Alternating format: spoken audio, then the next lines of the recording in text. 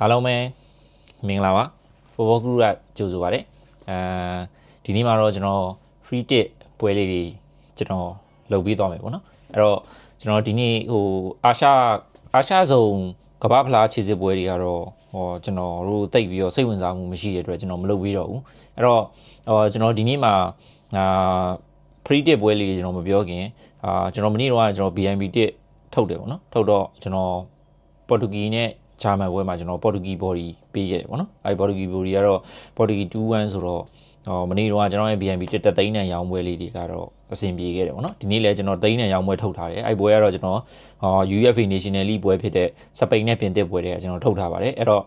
ကျွန်တော်ရဲ့ BNB တက်သိန်းနဲ့ရောင်းပွဲဝယ်ခြင်းတဲ့သူတွေရှိလို့ရှိရင်ကျွန်တော်ရဲ့ Viber နံပါတ်399666 269 Viber မှာလာပြီးတော့ဝယ်လို့ရပါတယ်ကျွန်တော်ရဲ့တသိန်းနဲ့ရောင်းပွဲတွေကရှုံးလို့ရှိရင်တော့ကျွန်တော်တစ်ပုံးငွေတသိန်းကိုပြန်အမ်းပေးပါတယ်အာမခံအနေနဲ့ပေါ့နော်နိုင်လို့ရှိရင်တော့မှပြား90နဲ့90အထက်မှာနိုင်မှယူတာဖြစ်ပါတယ်အဲ့တော့စိတ်ပဝင်စားတဲ့သူဝယ်ခြင်းတဲ့သူရှိရင်399666 269 Viber မှာလာပြီးတော့ဝယ်လို့ရပါတယ်အဲ့ဒါလေးကိုပြောချင်ပါတယ်ပြီးတော့ကျွန်တော်ဒီနေ့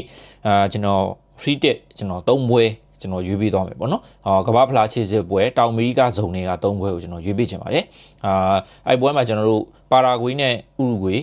အီကွေဒေါနဲ့ဘရာဇီးချီလီနဲ့အာဂျင်တီနာ3ပွဲရှိတယ်ပေါ့နော်အဲ့3ပွဲကိုကျွန်တော်အကြိုက်3ချောင်းကျွန်တော် free tip လေးဒီနေရာမှာပေးတော့ပါမယ်အဲ့တော့အဆင်ပြေတဲ့သူလိုက်ဆော့ပေါ့နော်ဒါကတော့ကျွန်တော်ခံမှန်းချက်နဲ့ကျွန်တော်ရဲ့တွေးတောချက်ကျွန်တော်ရဲ့တွေးရှိချက်လေးတွေကိုကျွန်တော်ဒီဗီဒီယိုမှာပြပြပေးသွားမှာဖြစ်ပါတယ်အဲ့တော့ကျွန်တော်တို့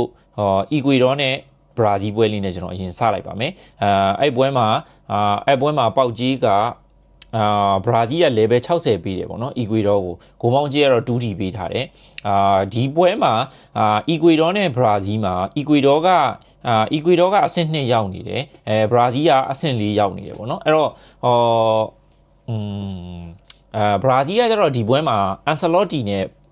နီးပြပေါ့နော်နီးပြအန်ဆယ်လော့တီနဲ့ပထမဦးဆုံးပွဲဥထွက်မှာဖြစ်တယ်အဲ့အတွက်ရိုဒရီဂိုတို့ဘာလို့တော့သူရွေးထားတယ်ဒါပေမဲ့အီကွေဒေါဆိုတာကတောင်နိုင်ဖို့လွယ်တဲ့အသင်းမျိုးတော့မဟုတ်ဘူးပြီးတော့ဒီနှစ်မှာအီကွေဒေါရဲ့ကစားပုံကတော်တော်လေးကောင်းတယ်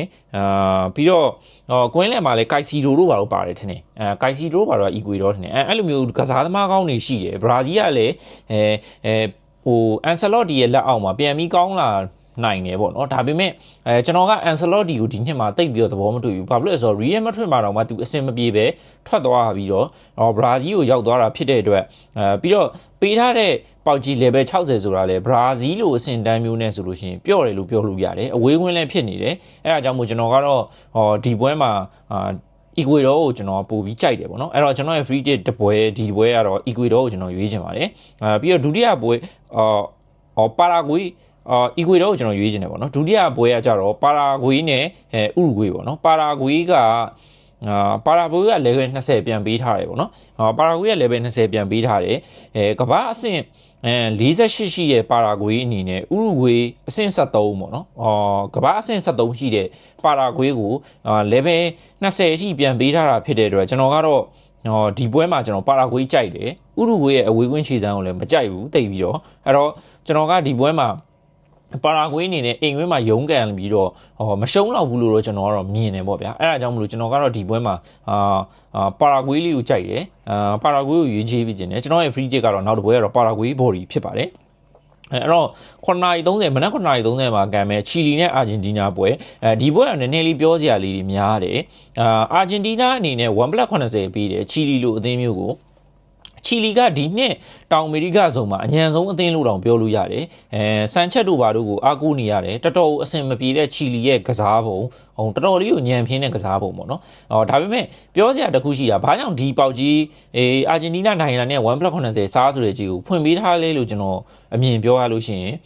ကျွန်တော်တို့ဒါပြီးလို့ရှိရင်ကမ္ဘာကလပ်ဖလားတွေရှိတယ်အဲ့တော့ကမ္ဘာကလပ်ဖလားတွေမှာEverest တို့ပြီးလို့ရှိရင်လော်တာရိုမာတီနက်စ်တို့ကလည်းကမ္ဘာကလပ်ဖလားတွေကန်မှုရှိတယ်ကွင်းလယ်ကဒီဘောတို့ဘာတို့ကလည်းအက်တလီကိုမက်ဒရစ်နဲ့ကမ္ဘာကလပ်ဖလားတွေကန်မှုရှိတယ်ပြီးတော့အာဂျင်တီနာမက်ဆီကိုပြန်ရွေးထားတယ် မက်ဆီကိုပြန်ရွေးထားရင်မက်ဆီကလည်းအင်တာမီယာမီနဲ့အင်ရှင်အနေနဲ့ဆိုတော့သူကကမ္ဘာကလပ်ဖလားကိုကန်ရမှာပဲဒါပေမဲ့ဘာကြောင့်ရွေးထားလဲဆိုတော့ကျွန်တော်နားမလည်ဘူးပါချင်မှလည်းပါမယ်မပါရင်လည်းမပါပြလောက်ဘူးပေါ့နော်အဲ့တော့ကျွန်တော်က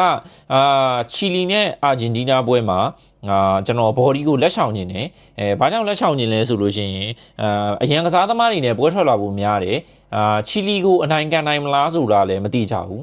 အဲ့တော့ကျွန်တော်ကဘာကိုရွေးပေးခြင်းလဲဆိုတော့ကျွန်တော်ကဂိုးမောင်းကိုရွေးပေးခြင်းတယ်နှလုံး30ရှုံးဆိုတဲ့ဂိုးမောင်းကြီးမှာချီလီကလည်းဘာမှကျွန်တော်ပြောနေတဲ့သဘောကချီလီကလည်းဘာမှဖိအားမရှိဘူးသူကတန်းသူကခြေစစ်ပွဲလဲအောင်တော့မှာမဟုတ်ဘူးအာဂျင်တီးနားကကြတော့လေအဆင့်1နေရာကရှုံနိုင်ပြုတ်မဲ့သူလည်းမဟုတ်ဘူးအဲ့တော့ဒီပွဲမှာကျွန်တော်ချီလီအနေနဲ့ဖွင့်ပြီးကန်လာလိမ့်မယ်လို့ကျွန်တော်ကမြင်တယ်အဲ့တော့မထင်မှတ်ဖဲနဲ့ချီလီနဲ့အာဂျင်တီးနားပွဲကဂိုးများသွားနိုင်တယ်လို့ကျွန်တော်မြင်တယ်ဂိုးမောင်းကြီးကလည်းဒီနေ့ဖွင့်ပေးထားတဲ့ကြီးတွေမှာနှလုံး30ရှုံးဆိုတာဒီကြီးကအပြင်းဆုံးကြီးလို့လည်းပြောလို့ရတယ်အဲ့တော့ဒီပွဲမှာကျွန်တော်တို့ချီလီအာဂျင်တီးနားကအပြန်အလှန်သွင်းကို1-1လောက်ဖြစ်သွားပြီးတော့နောက်တကူတော့ကျွန်တော်ထပ်မြင်သွားလိမ့်မယ်လို့ကျွန်တော်ထင်တယ်အဲ့တော့1-1မှာကျွန်တော်တို့ရက်သွားလို့ရှိရင်တော့ကျွန်တော်တို့ကန်ဆိုးတာပဲလို့ပြောရမှာပေါ့နော်အဲ့တော့ချီလီနဲ့အာဂျင်တီးနားပွဲကိုကျွန်တော်ကဂိုးဘော်လေးကိုရွေးပေးချင်ပါတယ်အဲ့တော့ကျွန်တော်ဒီနေ့ free hit 3ပွဲကပါရာဂွေးဘော်ရီရဲ့အီကွေဒိုဘော်ရီရဲ့ချီလီအာဂျင်တီးနားပွဲမှာဂိုးဘော်ဖြစ်ပါတယ်အဲ့3ပွဲကိုကျွန်တော်ဒီနေ့ကမ္ဘာဖလားတောင်အမေရိကဇုံကို free hit 3ပွဲကျွန်တော်ပေးချင်ပါတယ်အဲ့တော့အကြိုက်တူတဲ့သူတွေ like ဆော့လို့ရပါတယ်အကြိုက်မတူဆိုလည်းဘက်ကန်လို့ရပါတယ်တကယ်လို့တသိန်းနဲ့ BIM တက်ရောင်းပွဲကတော့ကျွန်တော် UEFA National League ဖြစ်တဲ့စပိန်နဲ့ပြင်သစ်ပွဲကိုကျွန်တော်ရွေးထားပါတယ်ကျွန်တော်အကြိုက်ဆုံးထုတ်ကွက်တစ်ကွက်ထုတ်ထားတယ်တသိန်းဖြစ်ပါတယ်ဝယ်ခြင်းတဲ့သူတွေရှိလို့ရှိရင်39 966 269 998ဘိုင်ပါမှာလာပြီးတော့ဝယ်လို့ရပါတယ်ကျွန်တော်ရဲ့တသိန်းနဲ့ရောင်းပွဲတွေကတော့ကျွန်တော်ရှုံးလို့ရှိရင်တစ်ဖုံးငွေတသိန်းကိုပြန်ပေးတော့မှာဖြစ်ပါတယ်နိုင်လို့ရှိရင်တော့မှပြား90နဲ့50အထက်မှာနိုင်နဲ့နိုင်ကြီးတသိန်းကိုယူတာဖြစ်ပါတယ်အဲ့တော့စိတ်ပါဝင်စားလို့ရှိရင်ကျွန်တော်ရဲ့ဘဘနံပါတ်မှာလာပြီးဝယ်လို့ရပါတယ်လို့ပြောချင်ပါတယ်အဲ့တော့ကျွန်တော်ဒီနေ့ပေးခဲ့တဲ့သုံးပွဲကလည်းအဆင်ပြေလိမ့်မယ်လို့မျှော်လင့်ပါတယ်အားလုံးကျေးဇူးတင်ပါတယ်ခင်ဗျာနောက်ရက်များမှာလည်းဖူဘောကူနဲ့ပြန်ပြီးတွေ့ဆုံကြပါမယ်အားလုံးကျေးဇူးပါ